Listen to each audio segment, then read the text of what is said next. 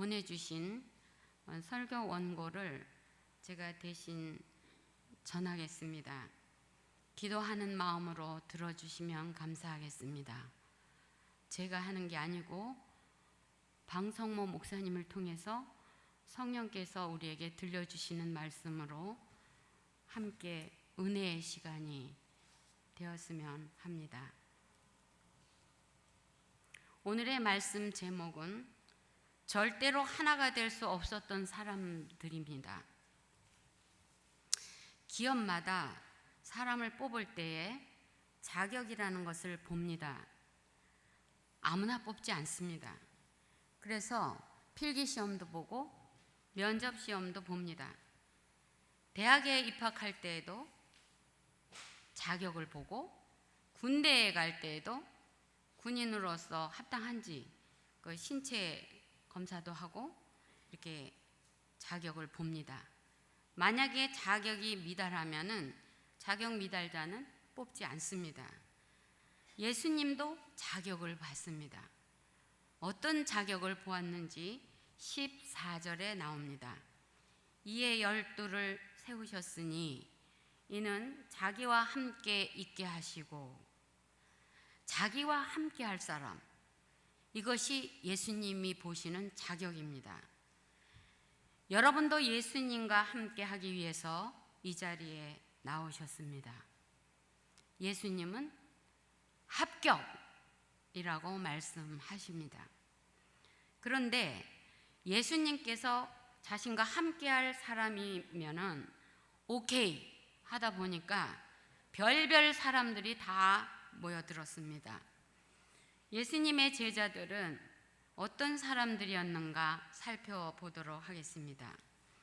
첫째, 예수님의 그 제자들은 말귀를 못 알아듣는 사람들이었습니다. 예수님이 비유로 말씀하실 때에 그 비유를 잘 이해하지 못했습니다. 마태복음 13장 36절에 보면은 제자들이 나와 이르되 밭의 가라지 비유를 우리에게 설명해 주소서, 그렇게 말씀합니다. 아주 쉽게 재미있게 비유로 가르쳐 주셨지만은 제자들은 그것을 잘 이해하지 못했습니다.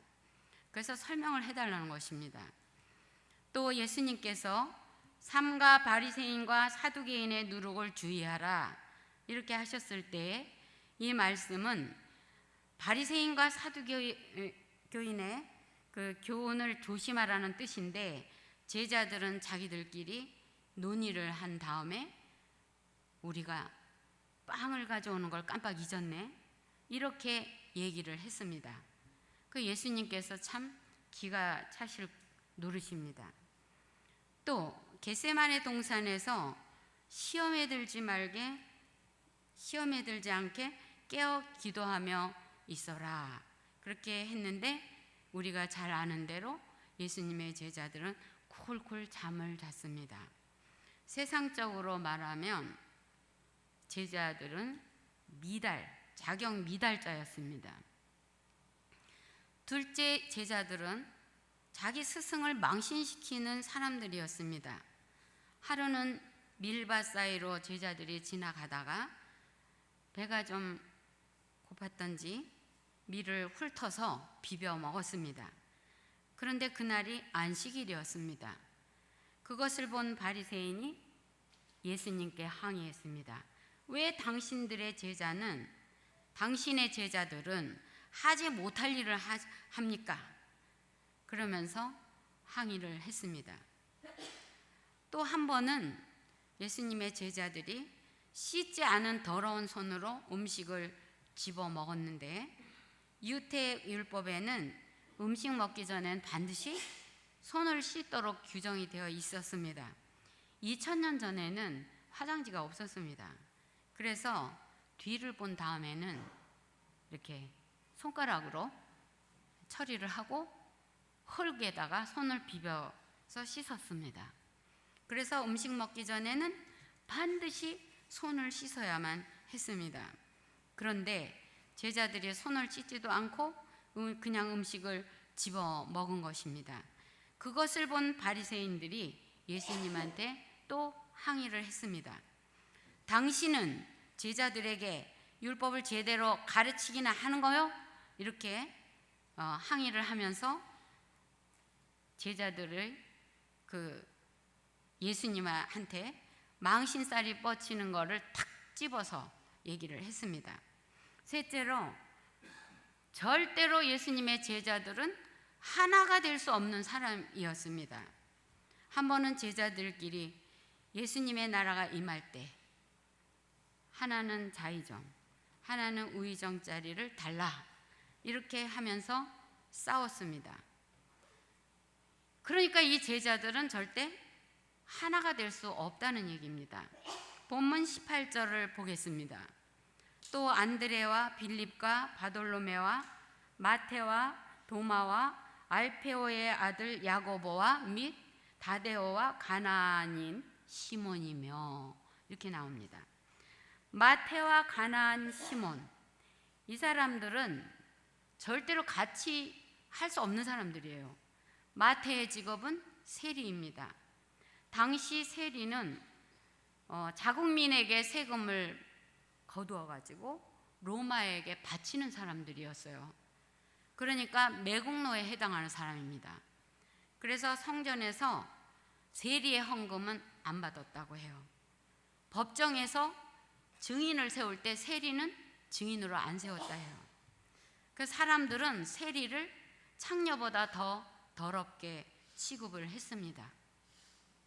그 다음에 시몬은 가나나인, 헬라어로는 카나나이온. 근데 이 말은 열심당원이란 뜻이에요. 그러니까 레지스탕스에 해당합니다. 급진주의자. 그래서 이 사람들은 로마에 반대해서 싸우는 사람들이에요. 몸에다 칼을 품고 다니다가 만약에 로마 병사가 나타난다, 그러면 마테와 같은 사람이 나타난다, 그러면 매국노를 보면 칼로 찌르고 도망치는 사람입니다. 그러니까 마테는 로마를 위해서 일하는 사람이고 시몬은 로마를 반대하는 일로 싸우는 사람입니다. 그러니까 극대극이라서 절대로 하나가 될 수 없는 사람이었습니다. 예수님의 제자들의 특징은 말귀를 못 알아듣는 사람, 스승을 망신시키는 사람, 그리고 절대로 하나가 될 수 없는 사람들, 이런 사람들이 모인 것입니다. 그런데 하나가 되는 사건이 일어났습니다. 사도행전 1장 13절에서 14절 주보 뒷면에 보시면 나오는데 저희가 같이 한번 다시 천천히 읽어보도록 하겠습니다. 들어가 그들이 유하는 다락방으로 올라가니 베드로, 요한, 야고보, 안드레와 빌립, 도마와 바돌로메, 마테와 알페오의 아들 야고보, 셀롯인 가나나인 열심당, 시몬, 야고보의 아들 유다가 다 거기 있어 여자들과 예수의 어머니 마리아와 예수의 아우들과 더불어 마음을 같이하여 오로지 기도에 힘쓰더라. 하반절에 오로지 기도에 힘쓰더라 라는 말이 나오잖아요. 다른 일은 다 접어두고 기도하는 데만 열중을 했다 하는 뜻입니다. 비록 하나가 될 수는 없는 사람들이었어요. 그런데 하나님을 믿는 사람들이다 보니 함께 모여 기도를 했습니다. 그런데 함께 기도할 때 무슨 일이 일어났습니다. 절대로 하나가 될 수 없던 사람들이 세계 최초로 성령을 받은 사람들이 되었습니다. 세계 최초입니다. 사도행전 2장 1절에서 4절을 보면 오순절날이 이르매 그들이 다 같이 한 곳에 모였더니 호련히 하늘로부터 급하고 강한 바람 같은 소리가 있어 그들이 앉은 온 집에 가득하며 마치 불에 혀처럼 갈라지는 것들이 그들에게 보여 각 사람 위에 하나씩 임하여 있더니 그들이 다 성령의 충만함을 받고 성령이 말하게 하심을 따라 다른 언어들로 말하기를 시작하니라. 이 말씀은 자기는 미국인인데 저기 한국 사람이 막 얘기를 하는 거예요. 기도를 하는 거예요. 근데 미국 말로 들려진다 이 뜻이에요. 그러니까 내 나라 말로 들려진다 이거예요. 저 사람이 방언을 하는데 내 나라 말로 들려지는 거야. 한국말로 막 방언을 하는데 그 이해가 가요. 요새 핸드폰을 보면은 미국 말로 하면 번역기에서 그냥 한국말로 나오는데 상당히 놀랍죠. 근데 이때에 그 일이 일어났다는 것입니다. 오로지 기도에 힘쓰다가 성령의 충만함을 받았습니다. 그렇다면은 기도가 뭔지 알아야 하지 않겠습니까? 기도가 뭔지도 모르고 기도할 수는 없잖아요. 그러면 기도가 무엇일까? 방성모 목사님은 이렇게 말씀하셨습니다. 우리 마음속에 두 개의 단추가 있다고 생각합니다. 하나는 교만과 겸손의 단추입니다. 이 단추를 위로 올리면 사람이 교만해집니다. 그런데 아래로 내리면 아주 겸손한 사람이 됩니다. 이 사람은 아브라함이나 요셉 같은 사람이 될 수 있습니다. 하나님은 이런 사람에게 은혜와 지혜를 내려주십니다. 이렇게 원고에 써 있어요. 두 번째 단추는 탐욕과 희생의 단추입니다. 이 단추를 쭉 올리면 탐욕에 불타는 사람이 됩니다. 만일 이 단추를 꼭대기까지 올리면 탐욕에 눈이 멀어서 부모도 안 보이고 자식도 안 보이고 형제도 안 보이고 심지어 하나님도 안 보이는 사람이 된다는 것입니다. 그러나 이 단추를 쭉 내리면 희생의 삶, 네 이웃을 내 몸과 같이 사랑하라, 이 말씀을 실천할 수 있는 사람이 될 수 있습니다. 정말 천사와 같은 사람이 되는 것입니다. 사람에게서 가장 강력한 힘을 갖는 것이 무엇일까? 이성일까요? 감정일까요? 아닙니다. 그것은 본능입니다. 본능의 힘 앞에서는 이성도 감정도 맥을 못 춥니다. 본능의 힘이 얼마나 강한지 한 가지 예를 들어 보겠습니다.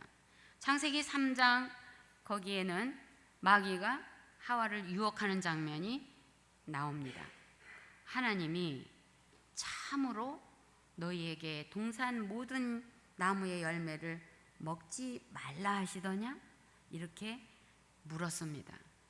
여기에 대해서 하와는 하나님의 말씀에 너희는 먹지도 말고 만지지도 말라 너희가 죽을까 하노라 하셨느니라, 이렇게 대답을 했습니다. 하와는 하나님의 말씀을 인용하면서 이성적으로 판단했습니다. 그러나 하와가 그 나무의 열매를 보았을 때에 먹음직도 하고 보암직도 하고 지혜롭게 할 만큼 탐스럽게 보였습니다.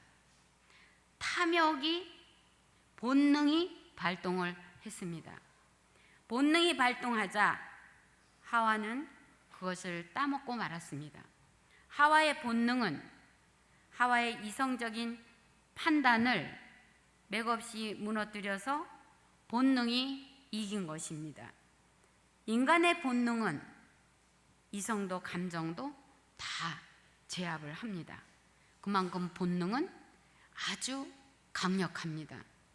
예수님께서 유대 관원 니고데모에게 거듭나야 된다 이렇게 말씀하셨죠. 왜 거듭나야 한다고 말씀을 하셨을까요? 거듭나기 전에는 인간의 속된 본능이 절대로 바뀌지 않기 때문입니다. 그런데 교만과 겸손의 단추, 탐욕과 희생의 단추를 내리고 내리고 살았던 사람이 있는데 사도 바울입니다. 바울은 우리가 아는 대로 바리새인 중에 바리새인이라서 말씀을 꿰고 있는 사람이고, 가말리엘 문화에서 학문을 굉장히 많이 터득한 사람이라서 상당한 지식인이었습니다. 그런데 다메섹에서 예수님을 만나서 바뀌었어요. 그래가지고 성령의 충만함을 입어서 나는 날마다 죽노라. 바울은 자신을 죽임으로써 본능을 능히 제압하고 살았던 사람입니다. 얼마나 훌륭한 일입니까? 집사님, 이번 한 번만 죽어보세요. 이게 아니고요. 바울은 날마다 매일 죽었다는 것입니다. 바울은 진실로 기도가 무엇인지 알았던 사람입니다. 기도가 무엇입니까? 우리 기도 많이 하잖아요. 기도는 자기를 죽이는 것이고 자기를 제물로 만드는 것입니다. 그래야 그 제물이 하나님께로 올라가는 것입니다.